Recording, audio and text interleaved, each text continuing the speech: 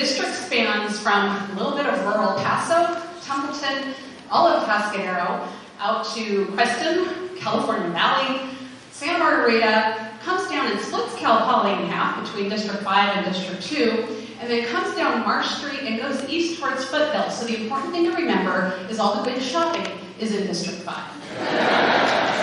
It's been an exciting transition, and I'm excited to share with you a bit about the difficulties and the challenges and the fun. So similarities and differences. Of course, both we look at collaborating, cooperating, and serving our community. That's the same, no matter what level you're at. One of the differences is representing a district versus the entire county. Like, I'm voted in my district, but I also serve the entire county. So it's getting acquainted with issues that I only formally looked at like from above the grade. Like, oh, that's what's going on there. Now I need to know more of that. And of course, a $1 billion budget is a bit different. One of the most memorable moments as new supervisor was at my very first meeting. I got to deliver the fourth much-needed vote for a little project that had been in the works for a while called the Bob Jones Trail.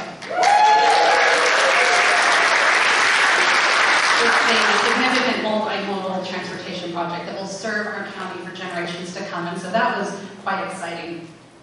On the rougher side, I transitioned from Atascadero. Well, we have our own small water sub-basin, groundwater, plenty of water, no problems, run by a mutual water company and not the government. And now to, in my district, the Paso Basin. That is in overdraft and a high priority and a lot of controversy. So that's been interesting. Another key difference is, as mayor, I sat on a board that set policy for the entire organization.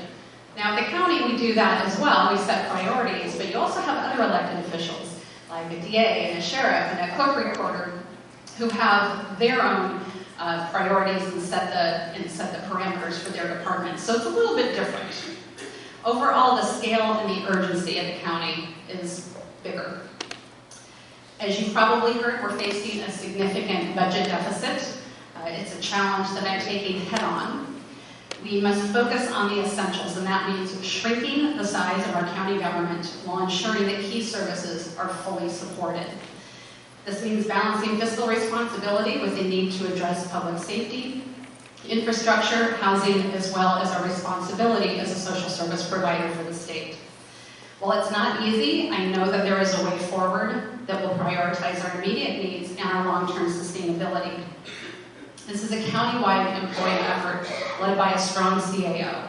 Working closely with my colleagues and giving unwavering support to that team, I'm confident we're going to be able to make the necessary adjustments while maintaining critical services for our community. Public safety is my top priority, and it is also the stated top priority of our board.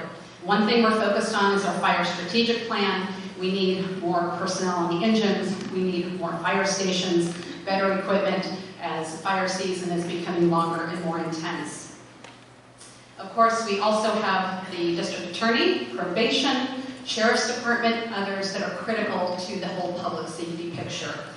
Making sure we have the necessary resources and the coordination between departments is really key to keeping our community safe. And so I commit to public safety remaining a top priority even during these budget challenges that we have. Housing, of course, is critical. You've all heard that. And tackling it is certainly more complex than it was at the city.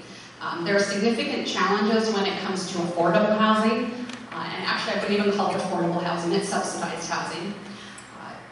There are a lot of potential problems and challenges, but there's also a lot of solutions out there. Things like objective design standards, rezoning properties, things that I worked on as mayor in Atascadero, and I know we'll be doing here in the county. Now, I'm going to admit, I miss being mayor a little bit. It was nice leading those meetings. Like, I had a little bit of control. I had some mayoral prerogative. That's all gone now. At the county, we rotate the chair. So that position won't come to me for a few years. But that's okay. Yeah, it's okay. And I do find myself occasionally just like, but you know, it's not my job. And I'm enjoying my colleagues. I think we're working well together. We have an incredible staff and an incredible community. and I am committed to working with all of you. My door is always open. Reach out, happy to meet with you, collaborate, hear your ideas, and let's work together. I'm honored to have this position, and thank you for having me this morning.